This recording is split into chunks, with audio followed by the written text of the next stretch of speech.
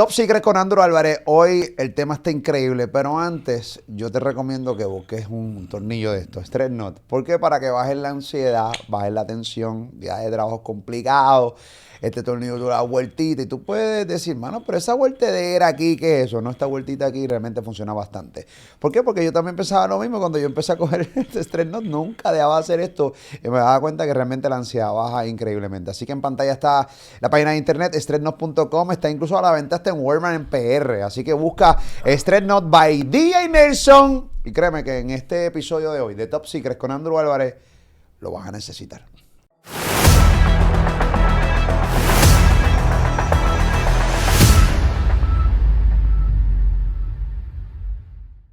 La cruda realidad del terrorismo en Puerto Rico, sí, terrorismo en Puerto Rico. Una de las cosas que yo me quiero encargar de hacer en esta plataforma es que tú entiendas que el Puerto Rico del 2023, ¿sabes? Hay mucha gente en el 2023 que no sabe cómo era Puerto Rico en la década de los 50, 60, 70. Era un Puerto Rico violento, era un Puerto Rico con muchos grupos y sí, aquí hubo terrorismo. Y también otro de los temas que les prometí hace mucho tiempo, el tema del Cerro Maravilla. Que obviamente un capítulo no nos va a dar. Vamos a tratar de cubrir lo más que podamos dentro de este episodio de hoy de Top Secret. Como quiera, él es residente y aquí en este canal de YouTube Molusco TV. Que se supone que en este momento que está ocurriendo esto ya debemos estar en los 2 millones de suscriptores. Así que muchas gracias por ese gran apoyo.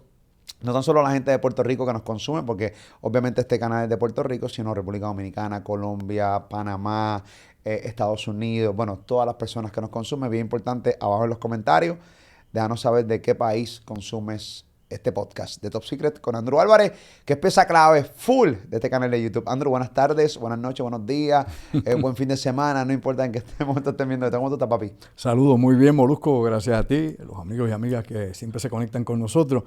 Y con un tema que es extenso, porque no solamente es la realidad que se vivió en Puerto Rico en pasadas décadas, donde había una guerra. Puerto Rico había una guerra, punto. No era una guerra a punto de droga, ni la guerra política como la conocemos, era una guerra entre grupos tanto separatistas como grupos de ultraderecha, como organizaciones secretas que obviamente operaban en Puerto Rico clandestinamente, además del FBI, además de la CIA, que te hacían su trabajo a nivel federal, y por otro lado, pues, grupos del G2 cubano que entraban a Puerto Rico como parte de la operación que había en el Caribe. Porque lo que ocurría en Puerto Rico en la década de los 50, 60, 70, 80, parte del 90, tenía que ver precisamente con el equilibrio ideológico de la Guerra Fría que se daba en el mundo. Nosotros, créalo usted o no, éramos epicentro de toda esa guerra que había en ese momento y se vivió en la isla. Y de eso hablaremos hoy un poco contigo y con los amigos acá, para que sepan y estén update de toda esta historia y lo que está en la actualidad también ocurriendo como consecuencia de todo esto. Ok, vamos a empezar desde lo más básico. Porque, ¿qué es terrorismo? Bueno, terrorismo es una táctica, es una estrategia donde creas, obviamente la palabra lo dice, creas terror, desasosiego, ¿no? Desorientación. Se usan técnicas terroristas contra la población civil en países que están en guerra, en países que están en luchas internas, tratando de crear desequilibrio, ¿no? Inestabilidad. Hemos visto el terrorismo islámico, como se ha hecho la propaganda o lo ha presentado en los últimos años. Lo pudimos ver en el 9/11, como esto pues se propagó como si fueran una plaga en todo el planeta. Y cada vez que se pone una bomba o surge un tirador activo o aparece un lobo solitario, pues cuando no se le achaca a un grupo extremista religioso, o sea, del Islam, que es lo que regularmente se señala, pues aparecen obviamente como grupos de ultraderecha en los Estados Unidos, grupos fascistas, o como puede ser inclusive en la izquierda dentro de Estados Unidos, como ha ocurrido anteriormente también. O sea, aquí ha habido terrorismo de muchas partes y es parte de la guerra psicológica. Es crear miedo en la población, ¿no? Es crear desasosiego en la población, es que la gente no esté segura, es para que el sistema tiemble y de alguna forma u otra, cuando una minoría o un grupo pequeño, como podría ser una organización, una célula terrorista, se enfrenta contra un país poderoso o contra un gran ejército, la única forma y manera que tiene para crear inestabilidad son estos ataques en focos específicos, en áreas neurálgicas que sean importantes para, obviamente, el funcionamiento del gobierno, del sistema. En el caso del ejército de la guerra, pues tenemos las guerras asimétricas, tenemos la guerrilla, por ejemplo, como pasó en Vietnam, que es un gran ejemplo, como pasó en Afganistán, que es otro ejemplo, etcétera. O sea que hay muchas formas o maneras de crear este efecto, que nuevamente es crear miedo, terror, impregnar de inseguridad a la población. Para lo que es terrorismo, para muchos, para otros es una misión. Claro. Obviamente para el que va a ejecutar, explotar algún lugar, algún edificio importante. ¿Cómo de repente una persona decide ser terrorista? Obviamente sabemos que es un ataque en contra del gobierno y en contra del sistema. Detestan el sistema. No les gusta cómo se mueve el mundo. Específicamente en Estados Unidos, cuando de repente en esta zona del mundo, la zona islámica, que llegan a los Estados Unidos y de repente ellos deciden pues, crear miedo porque no les gusta cómo Estados Unidos, por ejemplo, quieren controlar el mundo. Pero, ¿cuál es la base de eso? Bueno, nuevamente, hay muchos tipos de terroristas, los hay políticos, ideológicos, ¿no? Tenemos que recordar la década de los 70 allá en el aeropuerto Lot, en Israel, donde un grupo japonés, óyeme, la bandera roja japonesa, este grupo no revolucionarios, porque realmente no iban a hacer un cambio en Japón, sino eran parte del apoyo que tenían aquel movimiento palestino que tenía Arafat en aquel entonces, a principios de los 70. Mataron un sinnúmero de personas que venían de Puerto Rico para Israel, que iban obviamente como peregrinos, y los mataron en el aeropuerto, los ametrallaron en Granada, meramente como un ejemplo en contra, ¿no?, de sostener una guerra directa contra el sionismo israelita, a favor de los palestinos, a favor de la causa de Arafat y de los grupos que en aquel entonces obviamente eran los que estaban enfrentando a Israel. Luego de eso pues vino aquel ataque en las Olimpiadas de Múnich también, que fue a consecuencia o secuencia de este ataque en el aeropuerto allá en Israel. Todo esto es parte de la historia. Y ahora, pues, al mencionar aeropuerto, lo menciono porque son puertorriqueños. La gran mayoría de los que murieron allí fueron puertorriqueños, como te dije, que iban obviamente a Tierra Santa. Pero aparte de eso, ¿no?, tienes entonces otras consecuencias acá en Puerto Rico del por qué, de alguna forma o manera, en algún momento se engendraron tal vez grupos terroristas para unos, tal vez grupos de patriotas para otros, tal vez para otros era la lucha armada por la república, por llegar a la soberanía, a la independencia, etcétera, ¿no? Era gente que estaba en contra de la anexión. Aquí en Puerto Rico, el ejemplo más clásico que tenemos en el siglo XX, pues obviamente fue el levantamiento Jayuya, en 1950. Y cómo la Guardia Nacional... ¿Qué pasó allí? Bueno, allí hubo un levantamiento inspirado por don Pedro Albizu Campos, donde en el pueblo de Jayuya la gente se levantó en armas en contra del gobierno de los Estados Unidos, en contra del gobierno de Puerto Rico en aquel momento, reclamando la independencia del país. En aquel momento había más independentistas que otra cosa en Puerto Rico. No. Nunca Puerto Rico ha sido un país que ha querido la libertad. Aquí ha habido, en sus masas. Vamos por partes, ¿verdad? Claro que en Puerto Rico siempre ha habido gente que ha querido la libertad. En un momento dado, diría yo, tal vez a principios del siglo XX y finales del siglo XIX, sí tenían bastante gente dentro del movimiento independentista y era una de las, probablemente de las causas más aceptadas en la isla, dentro de esa ideología política. Con el tiempo y el surgimiento del Estado Libre Asociado, de los movimientos estadistas y las consecuencias o secuencias diría yo, del acondicionamiento psicológico de colonizados, pues bajó obviamente considerablemente y hubo un momento dado donde el gobierno te penalizaba, ¿no?, y te criminalizaba por ser independentista, por tener la bandera de Puerto Rico, que es la época de don Luis Muñoz Marín. Aquí la gente no sabe que muchos puertorriqueños murieron cuando sacaban su bandera. Claro. Que sacábamos la bandera de PR, la que realmente nosotros hoy Eso sacamos ilegal, por ahí, eso y estaba legalmente, prohibido. y los americanos, o sea, los estadounidenses te mataban. Bueno, no tanto los estadounidenses, te mataban los mismos puertorriqueños, que es lo peor. Claro. O sea, era bajo el régimen de Luis Muñoz Marín, que tanta gente cree que no hacía nada y que obviamente todavía recordamos si hacemos memoria. Bajo el régimen, miren cómo se escucha esto, bajo el régimen de Luis Muñoz Marín, sí, que fue el que hizo básicamente el acuerdo, ¿no? Claro, y obviamente pues fue el primer gobernador del Estado Libre Asociado, elegido por los puertorriqueños, ¿verdad? Pero aquí hay que recordar que si tú vienes a analizar la personalidad de él, aunque a esto le caen chivos y aparecen los estadolibristas peleando y los autonomistas y te insultan en medio mundo más, la realidad es que si lo vienes a ver en el marco de referencia, cómo era el poder que este señor tuvo sobre Puerto Rico y cómo hubo la represión directa contra los separatistas o los independentistas en aquel momento, era un dictador a su manera, soft. O sea, no era el dictador, obviamente, que tú te encontrabas como Batista allá O sea, que Luis Muñoz Marín era un dictador. ¿Cómo te diría yo? De nuevo, te voy a explicar para que entiendas. No era el dictador que tú encontrabas, por ejemplo, ¿verdad? En República Dominicana, encontrabas en Cuba o en Centroamérica. Un Trujillo de la vida. Claro, Sí, ni un sí, Batista, entiendo. ninguno de ellos. Simple y llanamente era un dictador dentro del marco en que estábamos nosotros de poder. O sea, el poder gubernamental, el poder que él tenía y lo que él ejercía. Claro, no hacía nada sin consultar, obviamente, a Washington. Y es la realidad. No le vamos a dar esa aureola de que era, vaya, terrible, que si él quería, pues mañana Puerto Rico era república. No. Obviamente estaba sometido, e inclusive se ha escrito tesis y libros sobre la relación de Muñoz Marín con el FBI, e inclusive como el FBI lo tenía pillado. Y yo recuerdo en el libro La guerra contra los puertorriqueños, donde se menciona a Muñoz Marín como el moto de Isla Verde, porque le gustaba fumar. Y no era fumar marihuana, o sea, fumaba inclusive hasta opio, y se metía lo que había. Y eso está en los memos del FBI. Esto no lo invento yo, la gente es bueno que estudie y vea más allá de lo aparente y sepa quiénes son las figuras ilustres de Puerto Rico en su momento. Y lo irónico es que una figura como Luis Muñoz Marín, que muchos la idolatran y la veneran. Muchachos, sí. Cuando tú que tienes, obviamente, por eso estás aquí, tienes mucho, infinito más conocimiento que yo. Pero cuando tú analizas el acuerdo de Puerto Rico con los Estados Unidos, que fue bajo la tutela y el mandato de Luis Muñoz Marín, ¿cómo tú catalogas ese acuerdo? Bueno, yo recuerdo un amigo nuestro que ya murió hace muchos años, que fue compañero de trabajo de mi mamá, que se llamaba el licenciado García Pasalacua. Y él decía, recuerdo, precisamente, claro Juan Manuel García Pasalacua. Que en paz descanse. Sí, ya murió hace muchos años. Él decía que el ELA fue realmente una propuesta de la Marina de los Estados Unidos, que no fue de Luis Muñoz Marín, que la Marina tenía eso en agenda y fue la agenda que le dijeron, usted va a implementar esto, tú quieres seguir ahí, tú quieres tener oportunidad, tú quieres ser gobernador. Sí, porque él era independentista. Claro, inicialmente. Después se transformó como muchos que tienen esa metamorfosis así es extraña. así es la vida. Los intereses, las cosas cambian, ¿verdad? Y qué sé yo, el cuento bobo. La situación es que simple y llanamente se le entregó. Este es el plan de trabajo.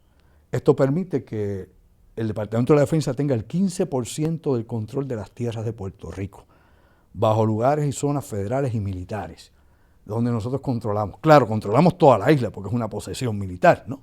Y dentro del esquema que tiene de poder los Estados Unidos, todas las posesiones de ultramar las tiene la Marina. No es la Fuerza Aérea, es la Marina. Y Puerto Rico es una de esas posesiones, botín de guerra al fin. La realidad es que nuevamente ellos tenían hasta entrados los años 70 sobre el 15% de toda la tierra del país.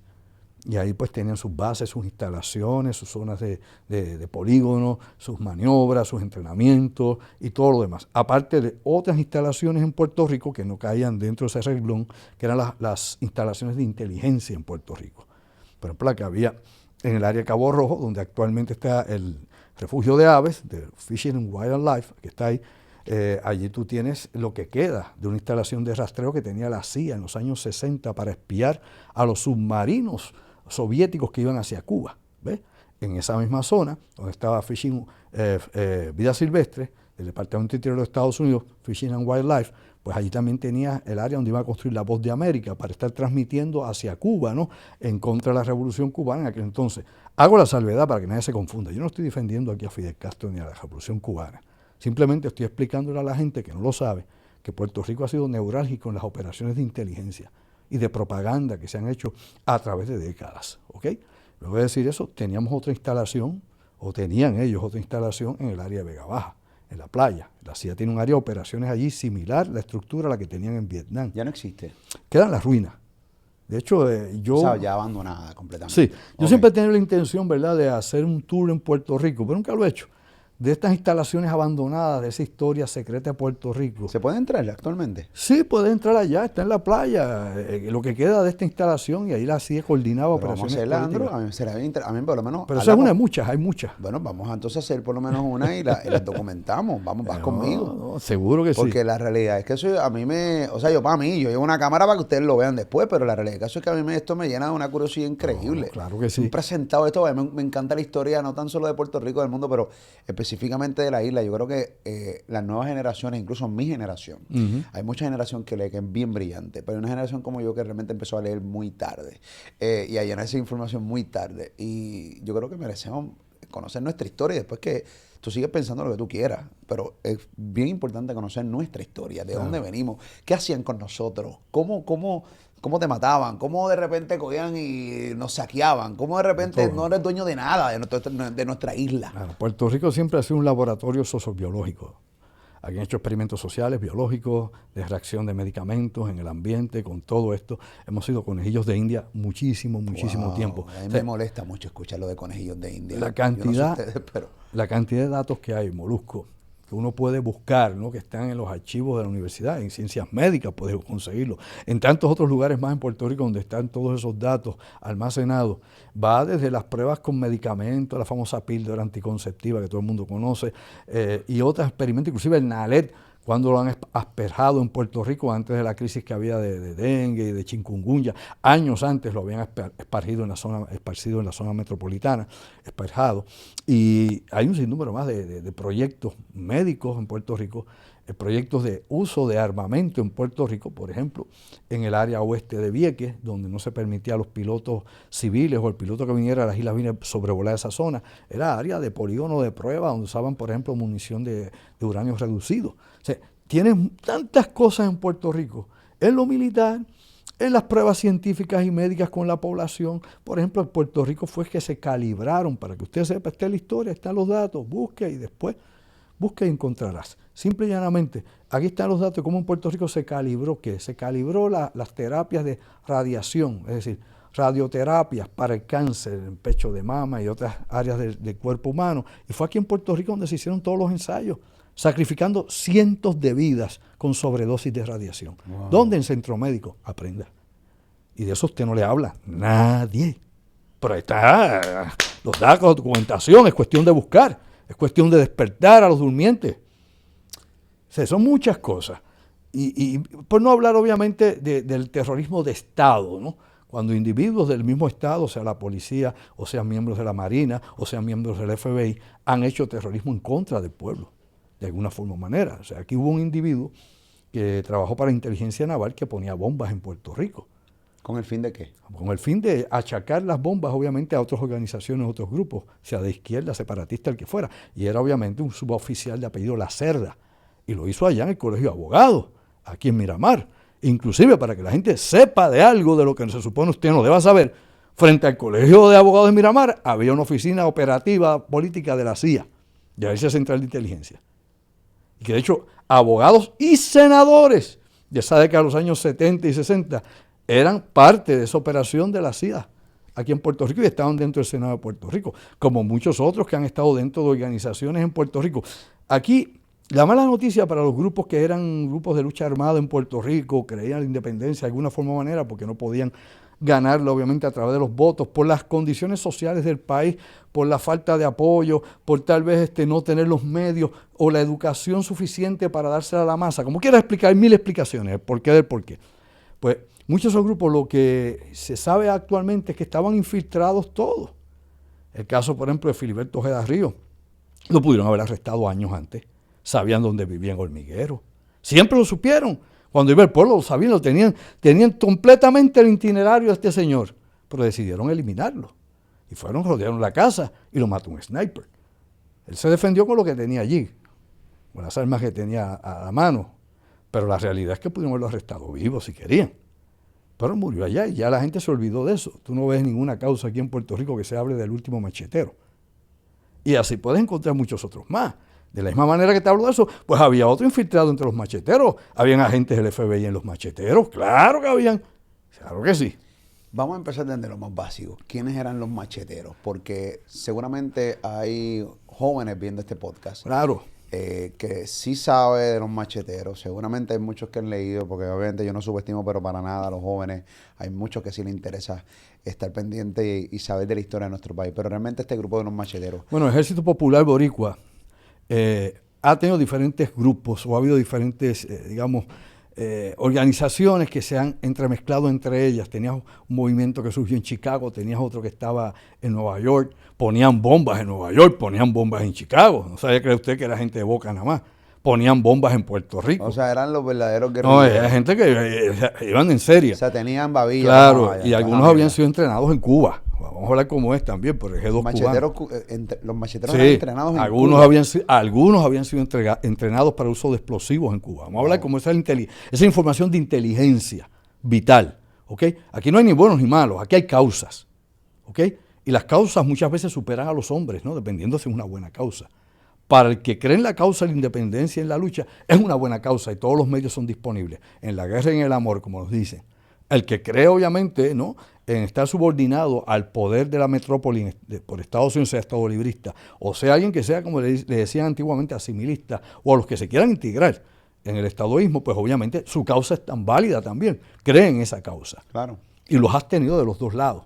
Has tenido terrorismo de Estado, como fue el caso de Cerro Maravilla, entre otros, como antes de eso el bombardeo que hubo, por ejemplo, en Jayuya, donde se bombardeó a la gente que estaba allí en Jayuya levantada en armas por la Guardia Nacional, con los aviones de la Guardia Nacional, como ocurrió de la misma manera cuando los nacionalistas fueron al Viejo San Juan y fueron ametrallados por la policía, inclusive debajo de un carro, casi llegando a la fortaleza. O sea que, y eso es todo mucho antes de Cerro Maravilla. ¿Okay? De la misma manera que se planificó también el asesinato de Juan Mari Brown, uno de los líderes independentistas socialistas de Puerto Rico. Y que no se mató a Juan Mari Brown, pero se asesinó a su hijo, a Chagui, Mari Pesquera. Lo asesinaron cobardemente, un individuo que alegadamente estaba ahí que medio loco. O sea que lo que tú me cuentas es que esto era una guerra. Zona de guerra. Era una guerra. Y después, obviamente, después del año 78, que fue lo de Cerro Maravilla. En los 70 Puerto Rico era una zona de guerra. Totalmente. En los 60 ya venían poniendo bombas, en los 70 también, de ambas partes. Luego tenías entonces que en el 76 matan a Chagui, ¿ok? Obviamente a Chagui Mari, al hijo de... Yo lo conocí a ese muchacho cuando yo era muchacho también. Era flaquito, yo me acuerdo de él y a veces pues hago la memoria cuando era un muchacho. Y uno pues se emociona un poco porque gente que uno conoció. Claro. Y que no tenía que ver nada con esta cuestión. Era su papá. Su papá era el activista político. Él no era un activista político. Claro, estaba con su papá, tenía obviamente empatía, todo lo que tú quieras. Pero obviamente él pagó lamentablemente. Y antes que él hubo otros también que fueron eliminados de esa misma forma. La realidad es que lo mata un individuo, Henry Coira. Y el individuo después que lo mata, que lo capturan, que lo atrapan, lo que sea, para hacer la historia corta, dice que lo mató porque Chagui lo intimidaba, ¿ok? El hijo de Juan Mari Brown. Sí, porque Chagui, Santiago Mari Pesquera lo intimidaba. Chagui era un chamaco chiquito, bajito, flaco, mojado pesaba 140 libras. ¿Estaban armados? No, un muchacho que mojado pesaba 130, 140 libras mojado. El que lo mató medía cerca de 6'3", 6'4", pesaba sobre 250 libras. Wow. Era un animal. Y ese que no hicieron nada. Sí, nos metieron 14 años presos y hoy día vive en Miami libre, lo más bien tranquilo allí en su casa y todo. Andrew, hablemos del Cerro Maravilla. Obviamente quiero preguntarte, por ejemplo, tengo dentro de mis notas... Vuelvo a hacerte la salvedad. Yo no soy de la izquierda, ni estoy defendiendo la independencia aquí, ni los movimientos revolucionarios. Estoy dando los datos de la historia y los asuntos que ocurrieron en ese tiempo, desde mi punto de vista, lo que yo recuerdo. ¿Ok? Lo que yo recuerdo. Vamos a hacer dentro de los podcasts, el que sigue estos episodios de Top Secret sabe que básicamente tú le has tirado aquí a la izquierda como a la derecha, porque básicamente tú entiendes, incluso el último episodio a mí me pareció genial, porque tú estableciste que la izquierda y la derecha es lo mismo. Círculo vicioso. La misma Exacto. cosa. Así que, dicho eso, y qué bueno que lo aclares, porque seguramente hay gente que no vio el capítulo anterior, que los invito a que lo vean, que está increíble. Claro. Tengo dentro de mis notas de organizaciones cubanas, del exilio cubano, que también venían a Puerto Rico a hacer terrorismo, por ejemplo, Abdala, pero quiero hablar, porque como estamos en PR, aunque ellos también estuvieron en PR, quiero hablar realmente de lo que es el Cerro Maravilla. Ok. Esto es algo histórico. Pero hay mucha gente que conoce Cerro Maravilla y dicen, ok, mataron a una gente. Ok, ¿por qué los mataron? ¿Qué pasó? ¿Por qué en aquel momento hablaban mucho, hasta los otros días que murió el ex gobernador de Puerto Rico, Romero Barceló, hablaban de él porque él era el gobernador de turno en aquel momento?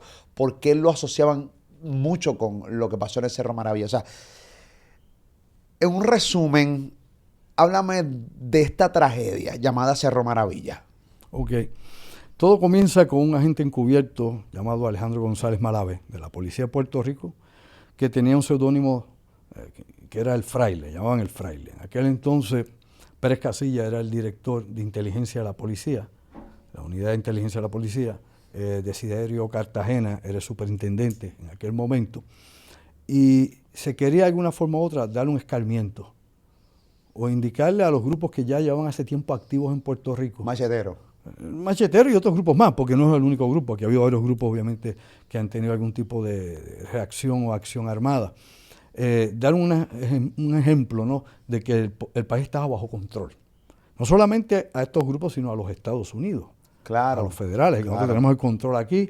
Esto es un gobernador estadista, aquí se hace lo que hay que hacer, se sigue por el libro. Aquí los separatistas no tienen break, bla, bla, bla. Y obviamente los grupos cubanos que quieran influenciar aquí en Puerto Rico, porque sí había influencia cubana, sí venían los agentes del G2 aquí, sí se reunían con gente de aquí, todo eso pasaba. Pero no traían aquí ni armas, ni venían a planificar atentados o golpes de Estado. Y el FBI los seguía a todos ellos. El FBI veía cuando entraban y cuando se iban. Estaban todos carpeteados. Claro, aquí se sabía quién era. De que estaba en el aeropuerto y llegaba en el muelle, ya lo tenían ya. Correcto. Vigilado. O sea, aquí ningún agente se coló, todos eran seguidos. Por eso es que te digo que todos los grupos estuvieron infiltrados aquí en algún momento dado. Inclusive los macheteros en su última etapa. Dicho eso, pues bueno, lógicamente esto de Cerro Maravilla tiene muchas cosas que han quedado en el vacío. Se da este incidente. Van estos muchachos, dos muchachos puertorriqueños, uno de 18 años, el otro tenía 23 años, van con González Malave hacia Cerro Maravilla, donde habían antenas de televisión. Allí estaba la antena del Canal 7 en aquel entonces, en esa área entre Villalba, Juntas, toda esa región. Allí se da. Se planifica por la inteligencia de la policía llevar a estos muchachos allí y hacer una emboscada, eliminarlos, ¿no? La realidad es que en un momento dado se cree que son terroristas. La noticia inicial es que son terroristas que fueron abatidos en un tiroteo con la policía de Puerto Rico. Y esa versión dura varios meses dura esa versión. Se ve como un... Que eran terroristas que iban a Cerro Maravilla. Hay unas antenas, correcto. Hay antenas sí de televisión y hay antenas de radio, de todo. Y que iban a tumbar esas antenas. Exacto. Con explosivos y todo. Y la cuestión es que no llevaban explosivos. Llevaban una máscara, llevaban un lighter fluid, líquido de encendedor. ¿Qué iban a hacer? ¿Realmente pegarle fuego? Y unos fósforos. Pero que iban realmente... Pues pegarle fuego, hacer un fueguito allí, donde pudieran, y pegarle fueguito a algo, a ver si cogía fuego. Pero no había explosivos, ni habían armas de fuego, ni habían armas blancas. ¿Okay? Cuando obviamente la policía les da el alto y empiezan a disparar. Surge un señor que me acuerdo que su nombre era Don Julio, no me acuerdo ahora el apellido porque estoy hablando de memoria, estoy yendo al año 78. ¡Wow! ¿Okay? Y porque yo era estudiante de universidad. Y después te voy a hacer una anécdota que me pasó a mí una semana después de Maravilla, en una de las torres. Bueno, la cuestión es que simple y llanamente surge el tiroteo. Estos muchachos, que inicialmente se habían puesto como que eran terroristas. Jóvenes. Sí, unos 18 años, el otro 23. Súper jóvenes. Bien jóvenes, ¿no? Los dos jovencitos. Estos muchachos fueron asesinados vilmente. Cuando el testigo, que es el señor que está allí, ¿no? Porque ellos habían secuestrado, perdona que vuelva para atrás, que estoy haciendo memoria, habían secuestrado a un chofer de carro público y se lo llevaron para allá. Lo llevó amenazado, la única arma que había la llevaba precisamente el encubierto, el fraile, González Malave, y llevaba armado y lo hizo llevarlo hasta Cerro Maravilla. A ellos los venían siguiendo desde Ponce todo el tiempo, o sea, todo el operativo estuvo vigilado. Porque el infiltrado estaba allá. Claro, okay. Estaban siguiendo. Cuando llegan allá, empieza el tiroteo, Malave es herido en una pierna, y él grita, soy policía, no me tiren, no me tiren. Los otros muchachos los cogen vivos. Es lo que surge después de la investigación. Los golpean arrodillados y después los ejecutan. Hay uno que alegadamente todavía está medio vivo y lo llevan a un dispensario, pero están dando vueltas y vueltas por la montaña hasta que se muere. para que no llegue vivo. ¿Ok? Todo esto se viene a saber después en la investigación. Wow. Ese mismo día había una actividad acá de gobierno, ¿no? Y el gobernador de turno los declara héroes a los policías, héroes del país, héroes de la nación, salvaron de un ataque terrorista, de estos viles criminales que querían destruir esas instalaciones. Porque con arrestarlos eran, o sea, con arrestarlos Sí. tenían. Claro, claro. Pudieron haberlos arrestado vivos si querían, fácilmente, Claro. fácilmente. Y más si tenías un infiltrado dentro Claro. o sea, un agente infiltrado dentro de la organización. Bueno, hay que recordar algo, aparte de toda la gente que estuvo involucrada en esto, porque hay nombres que con el tiempo a mí se me han ido también de los mismos agentes que estaban allí involucrados bajo estas órdenes y los que llegaron después, porque allí llegó, por ejemplo, Andrade, que era otro oficial de la policía que siempre estuvo en la corrupción, y llegó poco tiempo allí. O sea, habían otras unidades policíacas que estaban alertadas y llegaron allí, vieron todo lo que había, hicieron buche, entre ellos un código de silencio, y ahí quedó eso. Siempre se ha hablado de que había un supervisor federal detrás de esta operación. Y aquí es donde viene lo curioso. Esto pasa en terrenos federales. ¿Por qué? Pues la Agencia Federal de Comunicaciones es la que tiene control sobre esas torres. Claro, la FCC. Claro. Y estando la FCC a control de eso, esto pasaría, obviamente, a que pues pasaría a control de investigación del FBI. Es lo que uno esperara que pasase. Ya que fue un asesinato, se mataron gente, habían terroristas atacando unas antenas que están bajo control de la FCC, una agencia federal. Tenía que tener jurisdicción federal. Claro. Entonces, ¿por qué el FBI no apareció? No hubo acusaciones del FBI. Fueron 10 policías. No hubo nunca acusaciones No, federales. nada. 10 policías fueron presos, todos juzgados aquí a nivel estatal. Estatalmente. Sí, pero no se le acusó a ninguno de violación de los derechos civiles a nivel federal, que se pudo haber hecho, Claro. de asesinato. Pudieron haberlo de complot, pudieron haberlo acusado de 15 o 20 casos federales y no se vio. La pregunta de rigor es, ¿por qué? No hizo nada el FBI. ¿Y por qué pasó esto? Por varios años como que había sido una operación limpia de la policía y el FBI cerró el caso. Pregúnteme y vea más allá de lo aparente. Obviamente, las malas lenguas y lo que se circulaba atrás es que había habido obviamente alguna mano de allá, de los Federicos, involucrados en parte de esta organización, en parte del trabajo que se llevó a cabo allí y de la eliminación de estos muchachos como ejemplo. Luego, ¿qué pasó? O sea, muchos meses entendían que estos jóvenes básicamente iban a explotar estas antenas. Y estaban dando una versión errónea y luego ¿cuánto tiempo después fue que empezaron a dar otras versiones y qué pasó? ¿Hubo arrestados?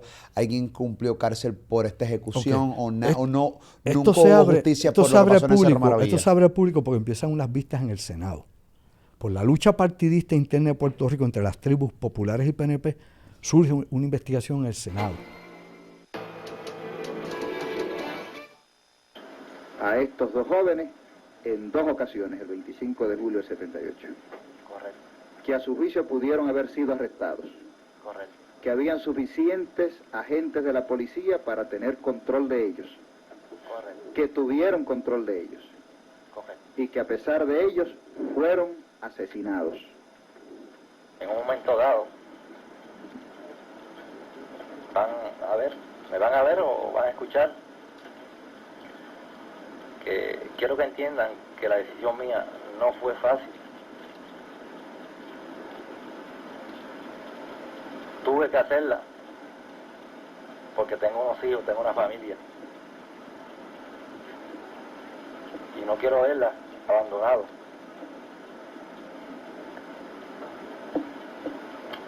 Muchas gracias, no puedo hablar más. En esa investigación del Senado que se presentó por toda la televisión Entre de los Puerto populares que Rico. hay un montón de soberanistas que no se iban a quedar Pues, callados. claro. Pero en aquel entonces había menos soberanistas. En aquel entonces no eran Más como estado ahora. librista que eso, claro. Muchacho, pide que hay. Estaban todos allí. Pero la realidad es que cuando empieza esto, Rivera Cruz, que es el que ponen de investigador, y que obviamente es un tremendo papel para la historia, el licenciado Rivera Cruz, pues trae unos testigos, trae allí a un señor de apellido Marte, que estaba allí en el área de las torres, Mío, qué interesante está esto, Dios y mío. oyó el tiroteo. Traen al señor, a don Julio, y don Julio declara lo que vio, y en ese intervalo de discusión surge un senador del Partido Nuevo Progresista, una cosa que fue el que fastidió todo, pero bueno, no fue ni siquiera Rivera Cruz ni los senadores populares, fue uno del PNP. Uno del PNP, que me acuerdo yo que no tenía pelo, era calvo completamente en aquel entonces, pero como te dije, los nombres se me fueron en el tiempo. Era un muchacho universitario. Y ese señor empieza a ponerle presión a uno de los testigos. Y ese testigo pide inmunidad allí para decir lo que había pasado. Por la misma presión que ese le puso. Si se hubiera quedado callado, pasaba por ficha. Exacto. Pero el mismo le puso presión y allí se rajó y pidió inmunidad. Y por ahí empezaron a surgir las historias, la evidencia. Inclusive se descubrió que el patólogo que estaba a cargo de la investigación, que era un español que había aquí en Puerto Rico por años, ¿no? Que estaba a cargo de ciencia forense, había trucado toda la evidencia que se había llevado de los muchachos asesinados. Hubo que traer patólogos de Estados Unidos. ¿Por órdenes de quién? Bueno, del mismo grupo.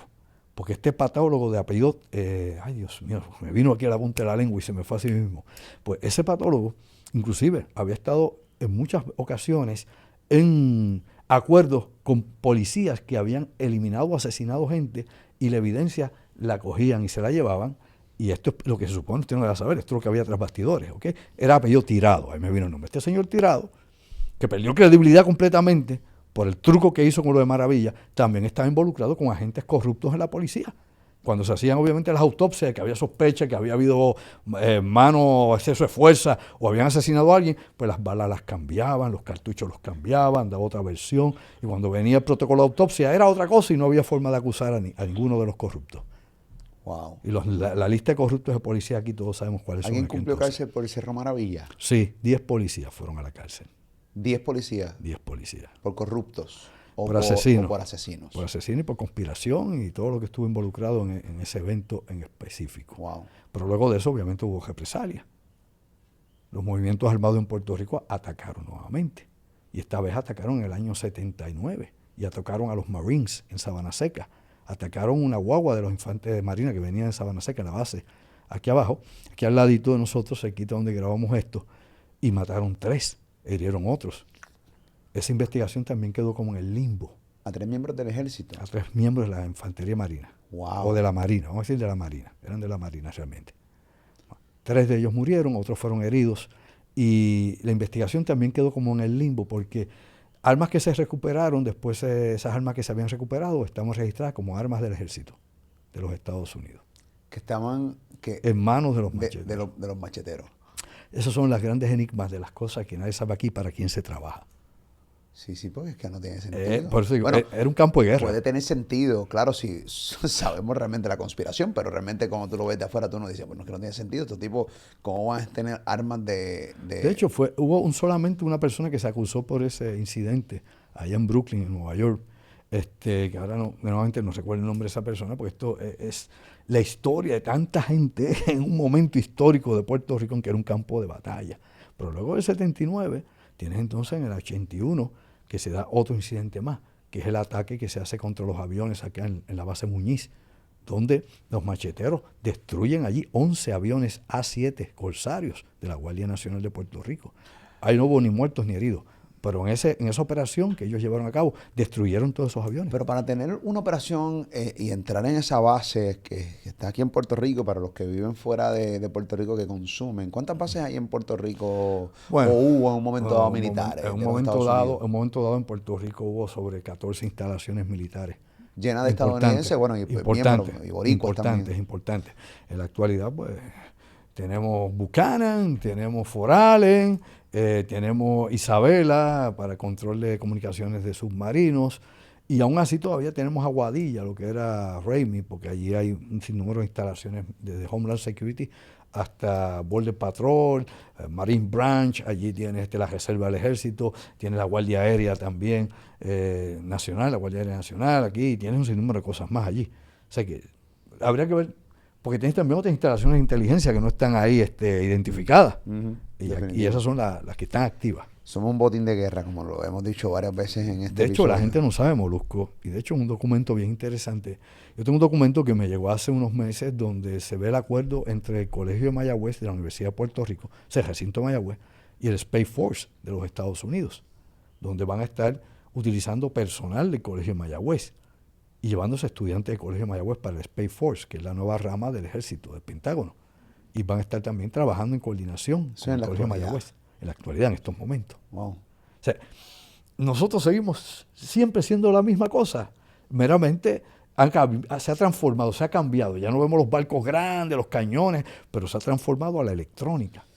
Cuando hablas de en el 81, que hablaste de que los macheteros destruyeron esa cantidad de aviones, lo que quería preguntarte era, ¿los macheteros de una manera u otra tenían que tener acceso o algún tipo de aliado dentro de esta base en Puerto Rico? Bueno. ¿O cómo tú llegas a un lugar a destruir 11 aviones sin tener ningún tipo de contacto dentro de esta base? Bueno, ellos rompieron una cerca en el área pantanosa. Sí, pero Alegadamente ellos tenían que saber dónde estaba todo esto ubicado. Claro, Las bases son claro. bien grandes aquí en Puerto Rico. Bueno, tú puedes sobrevolar. Aquí tú puedes adquirir una avioneta en San Juan. Bueno, no voy a decir la compañía, pero puedes adquirir una allá en Isla Grande y puedes ver todas esas zonas por ahí. Y obviamente era una base conocida y tú veías los aviones desde afuera. Los aviones no estaban escondidos, un hangar secreto.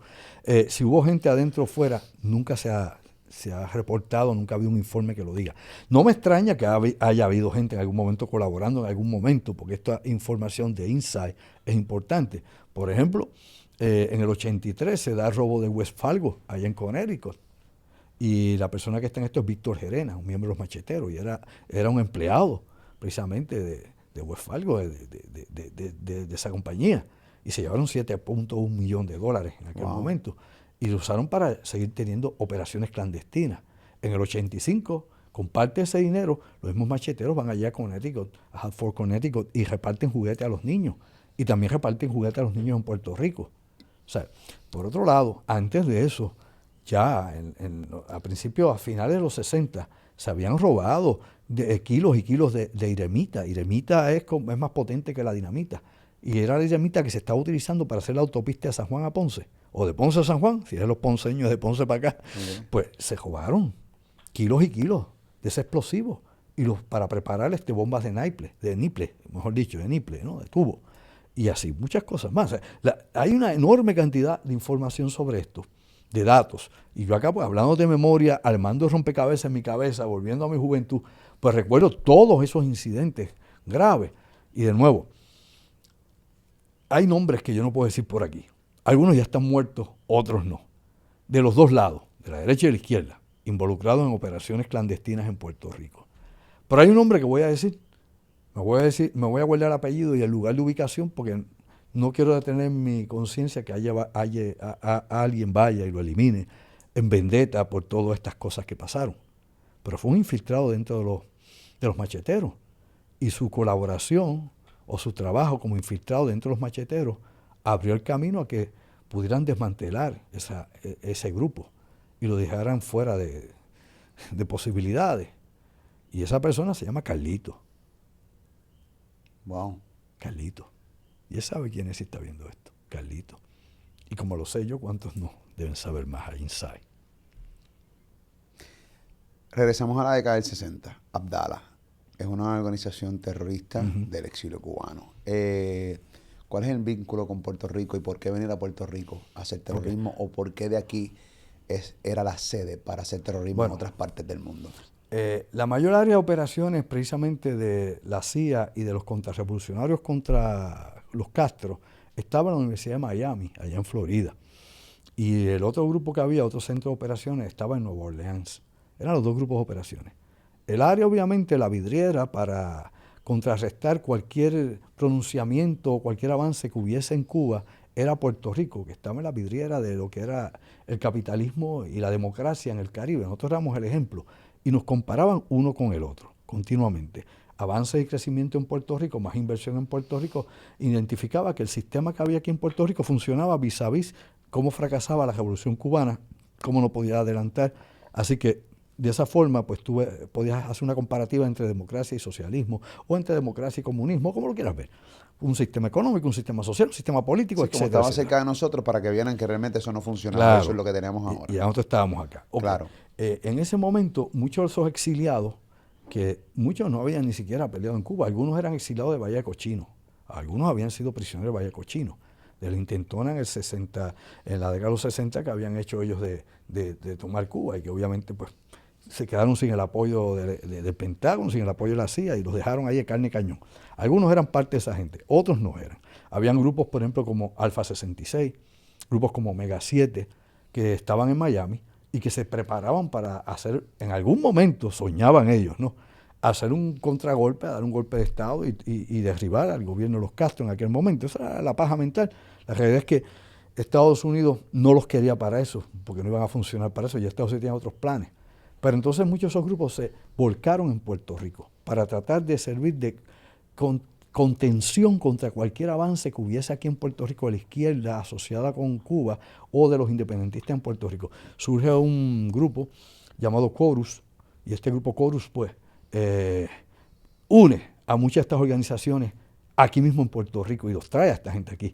Aquí viene gente, como te dije, este señor Raymond Rodríguez había planificado matar a Juan Maribrá para ver si podía contrarrestar esto. Y obviamente, como te dije, el que murió fue Chagui, su hijo, que no tenía que ver nada con esto. De esa misma manera, tenías entonces en Puerto Rico a lo que llamaban el FBI Jíbaro. El FBI Jíbaro es una versión que se hace en Puerto Rico del FBI, utilizando obviamente agentes puertorriqueños y agentes de la policía. Y ahí surge, por ejemplo, Cointempo. ¿Cuál era su fin? Su fin era carpetear a cualquier persona que fuera sospechosa de estar en algún movimiento separatista o de estar relacionado con grupos armados en Puerto Rico. Recuerde que ya viene la tradición de los nacionalistas, desde la masacre de Ponce, ¿okay?, hasta luego la revuelta nacionalista de los 50 en Jayuya, el encarcelamiento en la prisión de don Pedro Albizu Campos, la tortura de Pedro Albizu Campos allá en La Princesa, donde actualmente precisamente está la Oficina de Turismo de Puerto Rico, en el Viejo San Juan. Allí fue donde lo torturaron, hicieron todas las barbaridades que hicieron con este líder puertorriqueño. A Pedro Albizu Campos lo torturaron. Sí, lo torturaron. Hay una carta que él escribe sobre su tortura. ¡Wow! Y él dice que lo están quemando con unos rayos. Probablemente la radiación, probablemente el isótopo. Yo sé que estaba todo quemado, el cuerpo quemado, y salían llagas en su cuerpo. En aquel entonces Luis Muñoz Marín decía que ese era un loco. Ese tipo era un loco. Y si usted hace un pequeño intento por saber cuál era el currículum vitae de don Pedro Albizu Campos, va a encontrar que era un genio. Y uno de los promedios más altos que ha habido en la historia de la Universidad de Harvard, entre varias universidades donde estudió, que obviamente fue un hombre de unos avances increíbles. Políglota, hablaba varios idiomas también. Ponceño, un mulato ponceño. ¿Okay? Su madre era, pues, una trabajadora que trabajaba en la limpieza y en la cocina de una familia de Ponce. Y él, de chico, de niño, iba abajo y desde un segundo piso ya le bajaba poquito de comida de lo que le permitían, de lo que le sobraba, para que el nene pudiera comer en un patio. Para los que viven fuera de Puerto Rico, incluso para los mismos de Puerto Rico, ¿quién era Pedro Albizu Campos de una manera resumida para que lo logren entender por qué lo torturaron al final del día y por qué le pasó todo lo que le pasó? Don Pedro Albizu Campos era nacionalista, no era comunista ni era socialista. De hecho, se identificaba con los movimientos irlandeses, con la estructura política de otra forma y de otra manera para poderla establecer en Puerto Rico. No tenía que ver nada con las luchas bolcheviques, nada de esto. Así que obviamente lo han cogido y lo han movido de grupo a grupo aquí en Puerto Rico. Era un nacionalista que creía obviamente en la independencia de Puerto Rico, en la integridad del pueblo. Yo lo respeto, yo necesariamente no comparto sus mismos ideales, pero lo respeto como maestro y lo respeto como ser humano. Creo que superó a la gente de su tiempo en sus capacidades intelectuales y en su visión. Creo que, lamentablemente, las condiciones históricas en el momento en que él surge no eran las propicias. Era el peor momento, obviamente, de la represión en Puerto Rico, y era un momento donde, pues como hablamos hace un momento, por sacar la bandera de Puerto Rico se te arrestaba. Por cualquier otra cosa, obviamente, se te podía dejar. Fue el momento también histórico donde también ocurre el tiroteo allá en Washington, que van los puertorriqueños y comienzan un tiroteo dentro del Congreso. O sea, todo eso es parte de eso. Ahí está Lolita Lebrón, Irving y toda esta gente. O sea que son momentos de la historia de Puerto Rico bien cargados de incidentes fuertes. ¿Tú me entiendes? Aquí no es de que el puertorriqueño es pasivo, de que el puertorriqueño no pelea, de que el puertorriqueño es vago, nada de eso. Si tú revisas la historia de las luchas en Puerto Rico del siglo XX, han sido tremendas, han sido fuertísimas y siempre en desventaja. Y yo a esa gente las admiro porque creían en sus causas. No mataban a civiles, ¿me explico? Oye, tú puedes hablar lo que tú quieras de estos movimientos, estos grupos. Sí, que asesinaron a un policía allá en Nahuabo, lo otro que tú quieras. Pero tú nunca verás que estos grupos fueron y asesinaron a sangre fría a un vendedor de agua o a un obrero o a una persona, la que sea. Nunca atacaron. Ahí es donde se hace obviamente la separación entre el terrorismo, como lo conocemos. El terrorista ataca a grupos de gente, civiles en la calle, igual que el tirador activo. Los macheteros no iban a Plaza Las Américas a ametrallar gente. ¿Cuándo? ¿Dónde? ¿Cómo? O a ningún lugar. No lo hacían. Y nuevamente, yo no vengo a abogar por esas causas, simplemente hay que hablar con lo que es, como es. En una comparativa con otros movimientos terroristas per se. ¿Ok? No hicieron eso. Aparte de todo esto que estamos hablando aquí, de esa historia secreta en cierta medida, algunas cosas, otras pues conocidas, es que tenemos que caer en tiempo, Molusco, de que la lucha armada en Puerto Rico no puede prevalecer, no tiene oportunidad.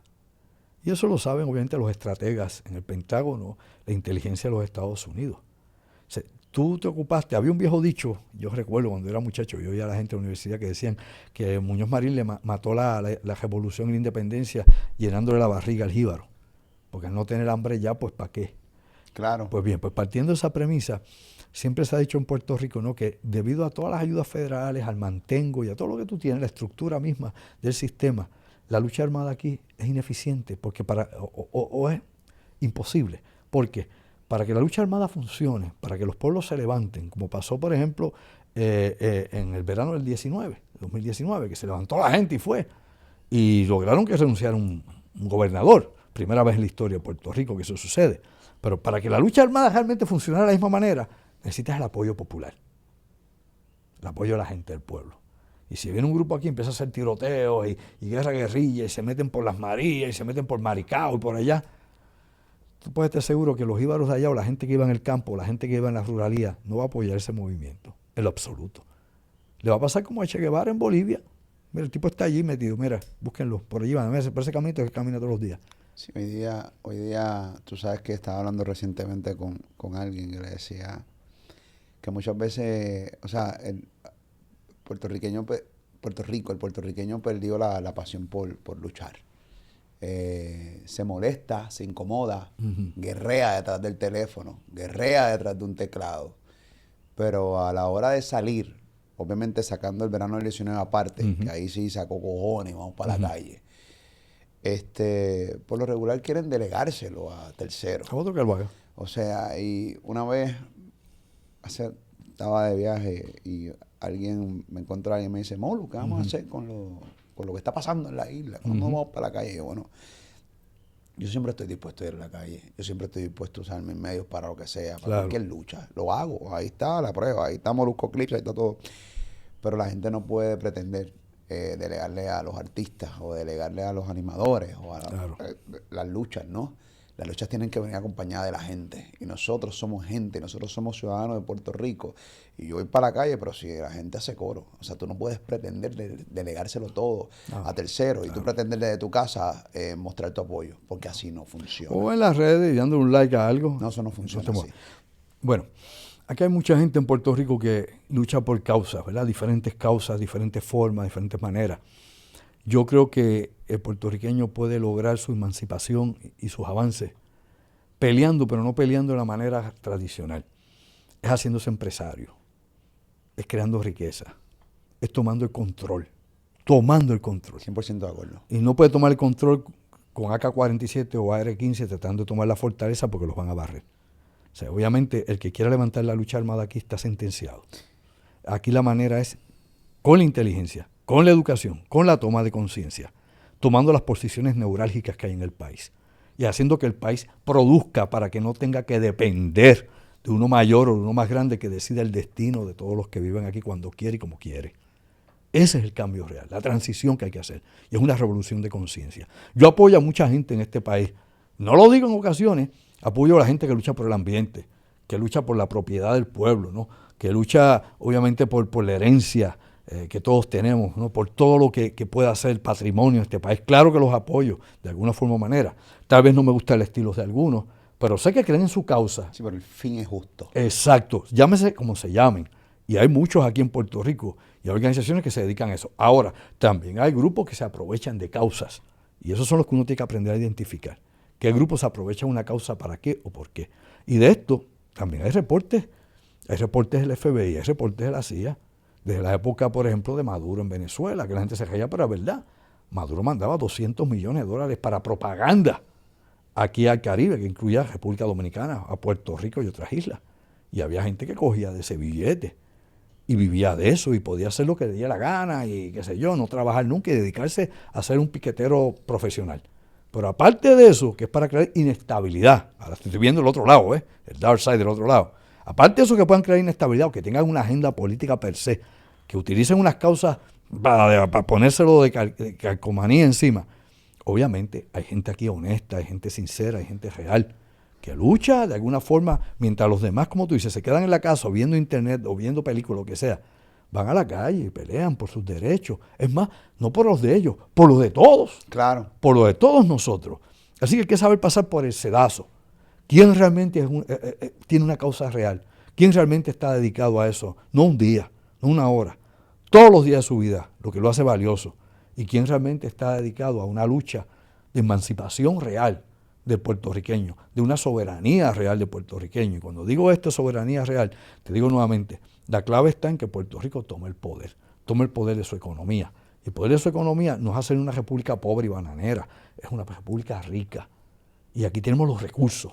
Y hace muchos años se había hablado de los recursos. Y Puerto Rico tenía la capacidad de poder educar al resto del Caribe y Latinoamérica con la cantidad de centros universitarios, la cantidad de laboratorios y de tecnología disponible. Y pudiendo convertirnos en el centro de educación, somos actualmente, ¿qué? Una debacle educativa, con cientos de miles de sectores escolares, con escuelas cerradas, con la gente rezagada, los estudiantes rezagados, y no se da cuenta, la gente no despierta la realidad. ¿Cómo es que nos controlan? ¿Cómo le lavan el cerebro a usted? ¿Cómo usted cree y acepta lo que le está pasando?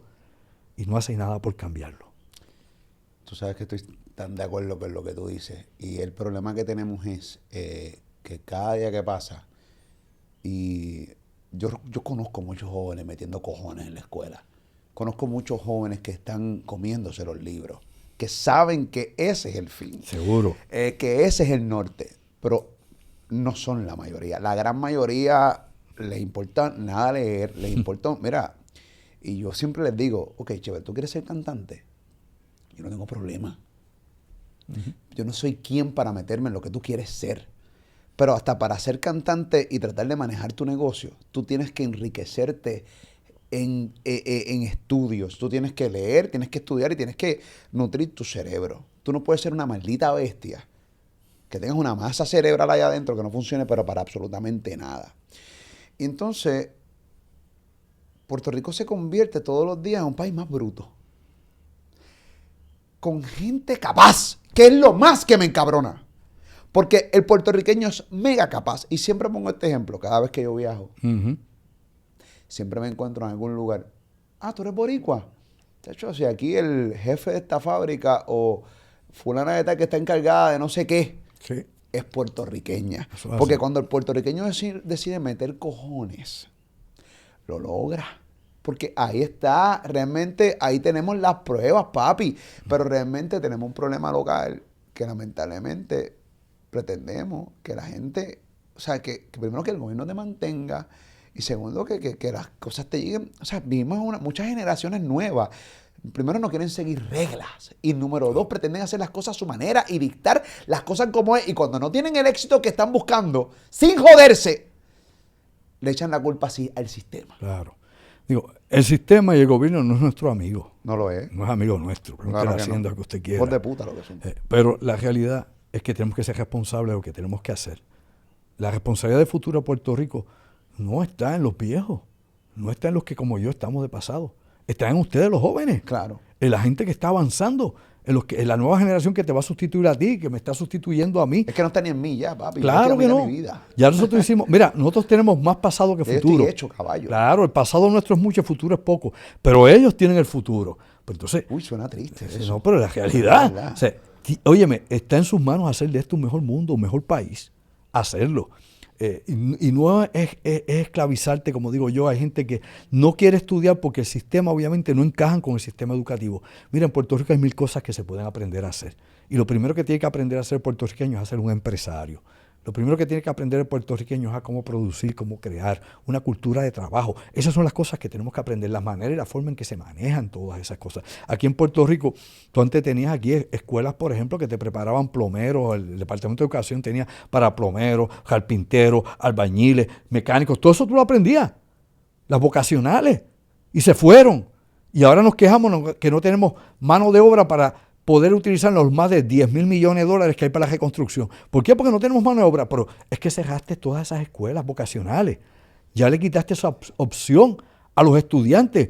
No todo el mundo va a ser médico. Claro que no. No todo el mundo va a ser abogado. Ni tú ni yo somos médicos ni abogados. Y producimos y trabajamos y aportamos. O sea, hay diferentes tipos de gente. En Puerto Rico tenemos la mala concepción que tiene que ser médico, ingeniero o abogado. ¿Por qué? Porque esos son los que han gobernado el país. Esos son los que han sido gobernadores, Los que han jodido el país, senadores lo y definir todo. mejor. Los que han jodido el país. Ese mismo tipo de gente que por alguna forma, de alguna manera, la forma en que han sido formados o se han deformado, ven el mundo desde sus perspectivas, desde sus ojos, y no ven el mundo como el pueblo, como la necesidad que el pueblo tiene. Y tú no puedes ser por tu gente si tú no te identificas con tu gente, si tú no te vas con no solamente el de la calle, con el que está en el campo, el que está en el barrio, y analizas y entiendes cuáles son los recursos humanos que tenemos para levantar el país, el potencial que hay. Y hay mucho potencial, tú lo has dicho, mucho, pero se está quedando ahí. Y cada día que un puertorriqueño muere en la calle joven, o va a la cárcel joven, o entra a la adicción joven, hemos perdido vida ahí. Hemos perdido un pedazo de nuestro futuro. Y no podemos permitir más eso. O sea, necesitamos que despierten, que tomen conciencia, hermano. Hace falta esa revolución realmente aquí en la cabeza, transformar el país, tomar los controles económicos, reformar la sociedad, hacer la justicia como hay que hacerla y obviamente tener el patrimonio para hacer más. No es para limitar, es para hacer más. Hay mucho, el mundo sigue moviéndose en tecnología. Aquí estamos atascados todavía con la Autoridad de Energía Eléctrica, con la deuda del país, con todo, con los planes médicos que nos sirven, que va a colapsar, con lo otro. Tenemos siempre una crisis. En Puerto Rico se vive de crisis en crisis, en crisis, en crisis. Y desde que tú naciste, tienes que estar escuchando, Molusco, crisis tras crisis tras crisis. Desde que yo nací escucho que esto está jodido. Pues nos han Nunca ha estado fastidiado bien. la cabeza y eso da un sentido de impotencia. Y la gente se queda impotente, nos castran. Cuando tienes 20 años, tienes esperanza. Esperanza Muchos porque sueños.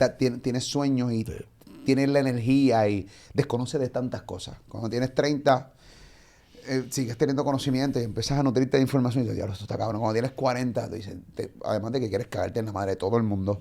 Y si tienes hijos, apúntaselo. No, caballo. Yo veo a mis hijos y digo, wow, estos panas ya mismo van para la calle. Eso es Entiendo así. lo que te estoy diciendo, ya lo van. No los voy a jugar si se quieren ir de PR.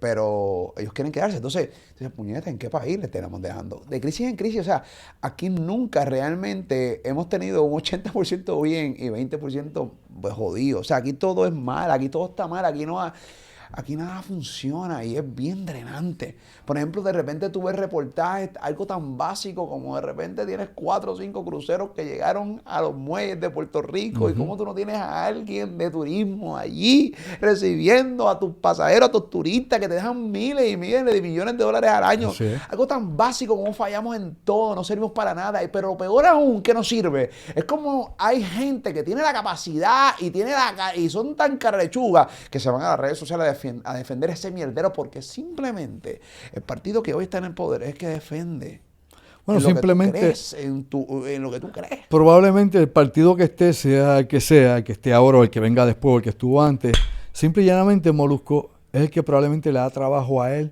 a su papá o a su mamá o a uno de ellos. Sí, O sea, el trabajo político, gente que vive obviamente de ser empleado político. No estoy hablando de empleados públicos, estoy hablando de empleado político, que es otra cosa. Que es la recompensa que le da al que pasquina, ¿no? Al que se va a pedir una lata por ahí para lavar dinero después en los maratones cuando se hacían. Ya no los hacen porque saben que eso es un lavado de dinero Tú sabes que asqueroso. tú sabes que yo tengo te voy a contar esta anécdota, no me importa que se molesten, al final del día no me importa un carajo. Anda. Pero a mí me parece que, por ejemplo, la política divide a esta familia. Yo tengo un familiar de mi esposa que cuando ocurrió lo del verano del 19, Sí. bueno, obviamente yo estaba en las calles y no me arrepiento pero para nada. Y si lo tengo que volver a hacer, lo hago 5 años, me tiene. Me importa un Mira carajo. que está Nada. enchismado contigo. Hablaban, no, hacían escritos en mi contra.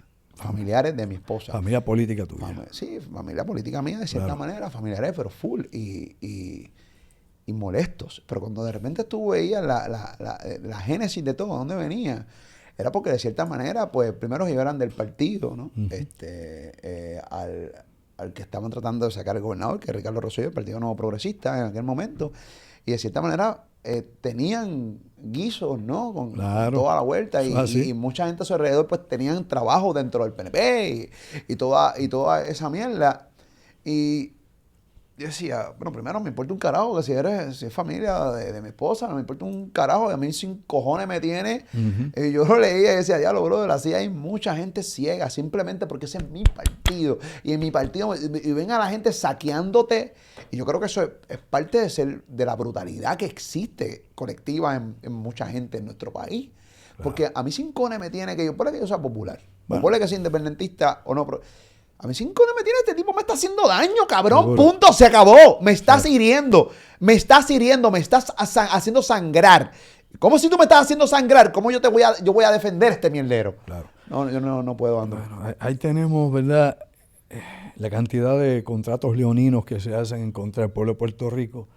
Es un sinnúmero, ¿verdad?, de estas corporaciones que se hacen. Leonino, que todo es para ellos, nada es para nosotros. Sí, nos tiene a nosotros en desventaja en la negociación. Lo hemos visto con Luma, por más que quieran defender lo indefendible.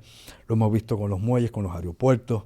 Lo estamos viendo actualmente lo que se está negociando ahora para generar electricidad y tantas cosas más. Cuando tú vienes a ver qué recibe el pueblo de Puerto Rico a cambio de su patrimonio, aparte de su capital, aparte de sus propiedades, aparte de todo lo que tiene el país o lo que pone el gobierno disque representando al ciudadano, te das cuenta que para nosotros es nada. Todo siempre es beneficio para allá. En Puerto Rico siempre ha habido el método y es la verdad. Investigue, mi amigo, investigue. Olvídese del partido, no sea un tonto útil. Mira, hermano, en Puerto Rico siempre ha partido la premisa de que tú para traer capital extranjero tienes que darle todo. Exenciones contributivas de todas clases para que venga para acá, ¿verdad? Tienes que darle plantas físicas, tienes que darle usos, todo tipo de uso, por ejemplo, de beneficios que puedan haber adicionales, tienes que darles descuentos eléctricos, de agua, de todo. Una cosa increíble, cuando tú vienes a ver, te lo das todo. Aquí yo recuerdo que una vez se quiso en la época de Sila Calderón, la breve, así como le decían a Sila, la breve, habían, sí, porque duró poquito, habían fabricado, estaban fabricando una fábrica para aviones aquí en Puerto Rico y se invirtió, el gobierno de Puerto Rico invirtió millones de dólares y se hizo nada. En la época de Alejandro García Padilla, se iba a traer aquí el área más grande de mecánica y mantenimiento de Lufthansa, que iba a estar en Aguadilla. Sí, se hizo algo, pero tú ves aquí la fila de aviones de Lufthansa en Aguadilla, que alguien me diga. Tú ves ahí todos los aviones de Lufthansa reparándose, haciendo todo. ¿Alguien ve eso? ¿Alguien ha puesto un video en YouTube? Súbalo si puede, donde aparezca todo ese adelanto que se hizo. Luego se quería coger Roosevelt Road y desde la época... Desde que se fue a la Marina de allá, porque sí, fue cuando se fue a la Marina inicialmente, los gobernadores que vinieron después han tenido 1000 planes con Rupert Road. Todavía la prensa de Puerto Rico hace una semana atrás estaba hablando de los planes paradisíacos para la antigua estación naval de Rupert Road. Ahí se pueden hacer tantas cosas maravillosas. Millones de cosas. Eso es gigante. Querían hacer la Riviera del Caribe para los doraditos y guaynabitos, o sea, para los que tú moches en Puerto Rico, o más bien para los extranjeros, para que traigan dinero acá, por eso han puesto las leyes que hay.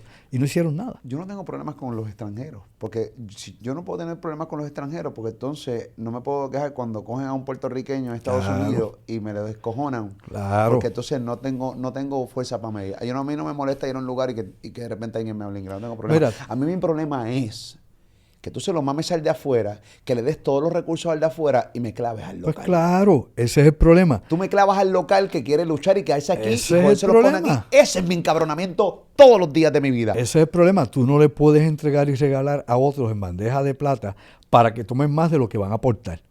Porque si el de aquí puede aportar más, por eso que el que viene de afuera a llevarse y no aportar nada, bueno, como es en casa del herrero el cuchillo de palo.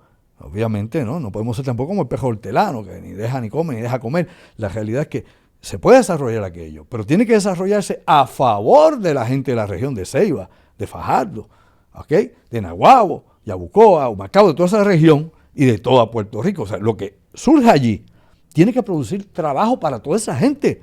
Riqueza para toda esa gente. No es riqueza para uno que se lo va a llevar para las Islas Caimán y lo va a meter el dinero después para no pagarle a nadie en algún paraíso fiscal. ¿Qué es lo que pasa? Eso es lo que pasa, usted no lo sabía. ¿Dónde estamos los bobos por ahí? La realidad es esa. Toda esa gente saca un capital enorme y ese capital no produce nada aquí en Puerto Rico. Nada. O sea, aquí cuando se fueron las 9:36, para ir detallando un poquito ya de toda esta situación, que hemos hablado de 1000 cosas, pero que obviamente han llegado acá. Me encanta porque vamos por 20 lugares y al final Oye, lo que los se bancos quede, en Puerto Rico, eso. los bancos en Puerto Rico, para que tú veas cómo una cosa está enlazada con otro, e investigue y verifique. Los bancos en Puerto Rico se cayeron cuando se fue la 936, porque los miles y miles y miles de millones de dólares iban a los bancos que estaban aquí. Fíjate que aquí, ¿cuántos bancos no se han ido de Puerto Rico y se han cerrado? Desde el Bilbao, Vizcaya hasta mil más, Scotiabank, sigue buscándolos para el Chase Manhattan, sigue buscando para todos los bancos que se fueron de Puerto Rico, que se han ido, los que quedan, poquitos.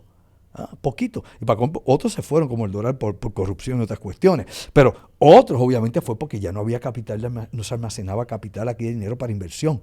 Porque se fueron todas esas compañías. Elemental, esto no es muy complejo. Y así hay tantísimas otras cosas ramificadas con todo esto. Es efecto dominó. Y la economía de Puerto Rico como está no tiene posibilidades de crecer. Las ofertas que tenemos ahora para desarrollo y crecimiento en Puerto Rico son pobrísimas. Pobrísimas. O sea, vamos a seguir viviendo exactamente la misma cosa, cada vez más caro. Y no se puede producir más dinero si no entra nada. No podemos esperar resultados distintos. Sigamos haciendo haciendo y lo votando mismo. con los mismos. O sea, la realidad del caso es que no podemos pedir eso. Eso es así. Andrew Álvarez, gracias por estar conmigo. A ti, Tenemos mucho Molusco. que hablar aquí. Aquí está un montón. Bueno, Julito Labatut. Tenemos aquí Ándale, los sus nombres. Cointerpero, los Cointerpro. Cointerpro. Tengo aquí también, bueno, el terrorismo en Puerto Rico, profundizar con otros grupos que vinieron de Claro. Cuba. Hay Bueno, mucho que hablar. aquí hay otro grupo. Acuérdate que aquí en Puerto Rico también venía Blackwaters a entrenar. Venía Triangle Tactics a entrenar. Venía Canopy a entrenar. Todos esos mercenarios con bala viva aquí a Puerto Rico, en el área de Jayuya, en áreas de Utuado, etcétera. Aquí ha habido mucha cosa de lo que supone usted no deba saber. Antes de irme, quiero invitar a los amigos Molusco. Voy a tener un conversatorio, no es una conferencia, no es nada de esto, es un conversatorio hablando con la gente, abierto al público sin costo alguno. Eso va a ser el próximo 9 de febrero, acá en Bacabrava, en Caguas. Bacabrava, pues, nos ha servido auspicio para que nosotros pues podamos hacer esta actividad abierta al público allí sin ningún costo. Usted va a poder ir a hablar conmigo, vamos a hablar de Puerto Rico Top Secret, ¿no? Obviamente, lo que tiene que ver con la historia censurada, parte de esto que tú y yo hablamos aquí. Brutal. Y otras cosas más. Es abierto al público, usted no tiene que pagar nada, simplemente tiene que llamar a un teléfono para separar tu entrada, porque el espacio es limitado. Y Claro. si no te apareces en la lista, aunque no te cueste nada la entrada, pues definitivamente pues no puedes entrar.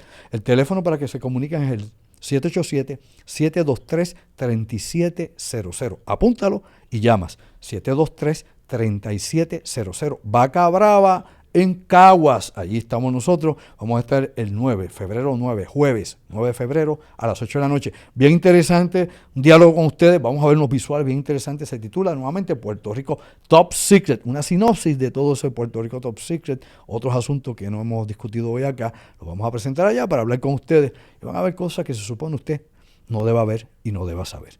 723-3700. También puedes seguir a Andrew Álvarez a través de su canal de YouTube, Andrew Álvarez Chardón, aquí en su canal de YouTube y también su página en Facebook, Andrew Álvarez Chardón, página oficial. Puedes unirte a su fanpage en Facebook y obviamente aquí en Molusco TV, en YouTube, Top Secret, Andrew Álvarez. Gracias, caballo. A ti y a usted. Interesantísimo este postcotón. A tu postcotón. Comparte este contenido, Molusco TV. Check.